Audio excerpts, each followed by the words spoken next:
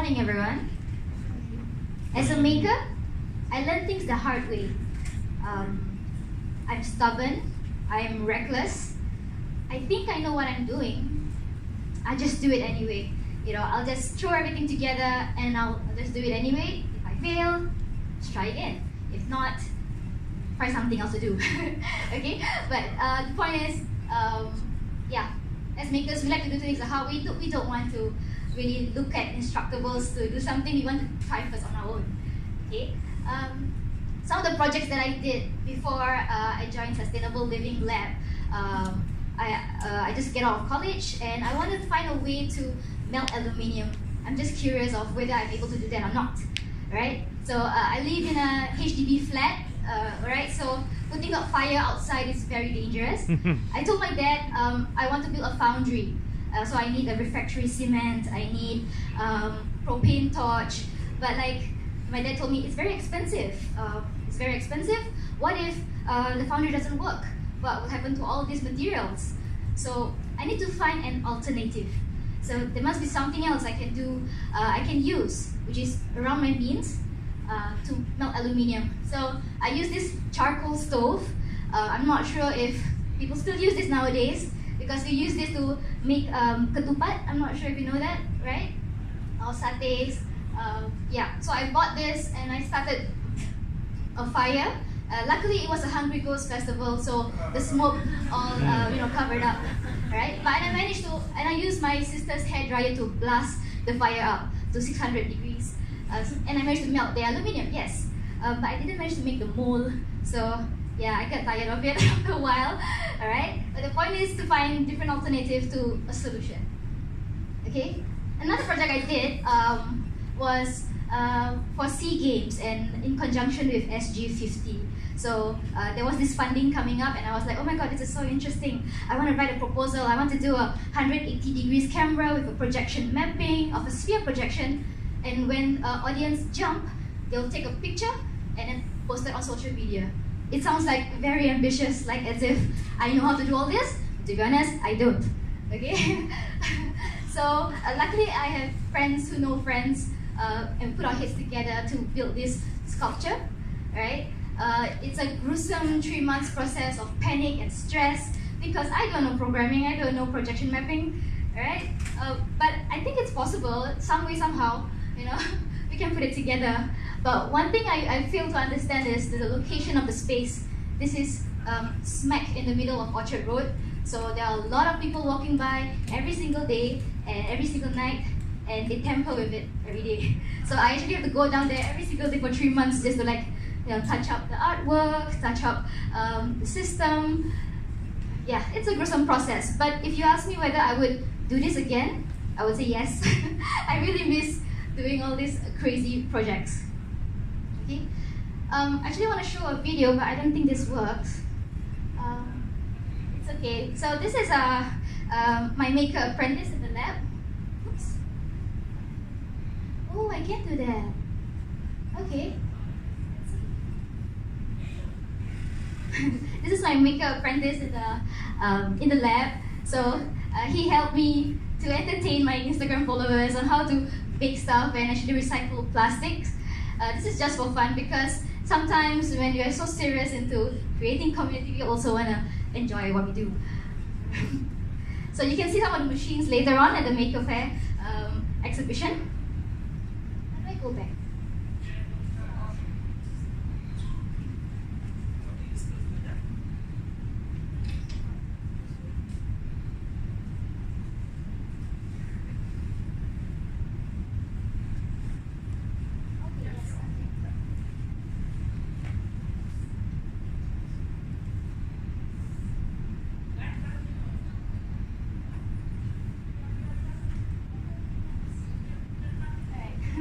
Sorry about that.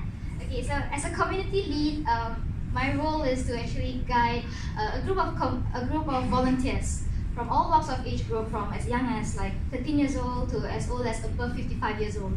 It's a wide range. Guide them through learning how to repair broken things. Okay, in Repair Kopitiam, what we do is we teach people how to repair broken things so that we can reduce waste in the environment so that we can combat buy and throw away culture. Right? Initially, it was for the environment, right? But now it evolves into community learning. It evolves into tackling senior isolation from repairing. Okay, we teach people how to repair electrical appliances, mechanical repair, and also fabric repair. That's a wide range of things that we teach.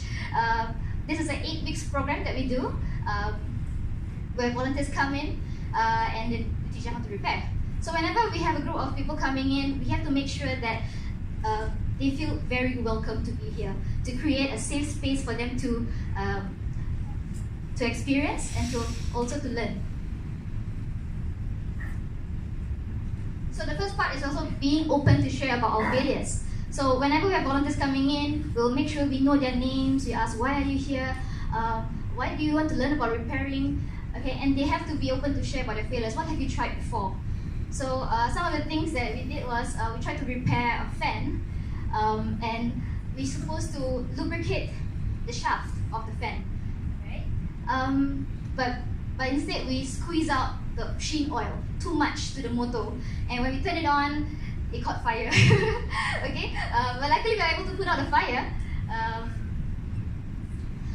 So we learned from that mistake. Okay, maybe we're not supposed to squeeze the whole machine oil to the fan. We just put drops of it, right? So being open and not being afraid to share with each other, because I think oftentimes that volunteers who come in, they're scared that they will feel judged, right? So we will ask them like, okay, what do you learn? It's okay, just talk to us.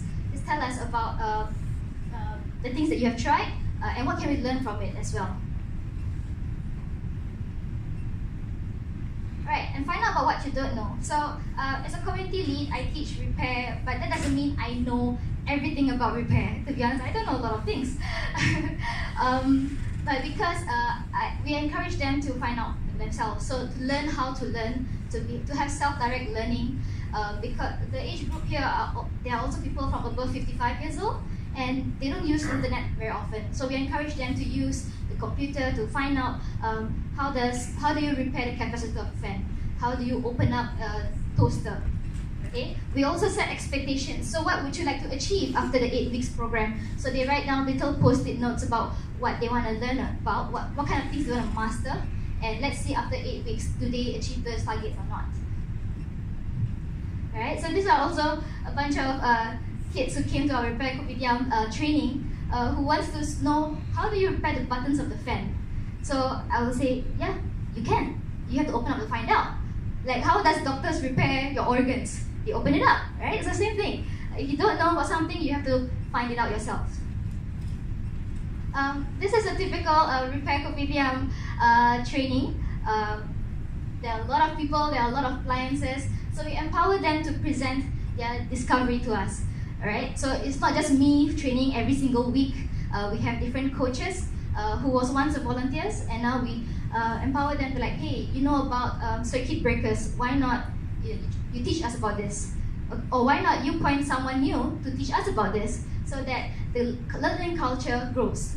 Right? It's not just one person teaching, it's everyone teaching at a different rate. Okay? I don't have any framework of community learning right now, okay, but please do ask me any questions if you have about community learning. And that's it for now. Thank you so much. Thank you very much. The volunteers will be coming up and arranging the chairs for the panel discussion. So we'll have 3 minutes and then we will start the panel discussion. You just sit here. Speaker don't mind, just sit here. Sure. Yeah. Okay, that's fine. You can see anything, right? I'm alright with that. Yeah.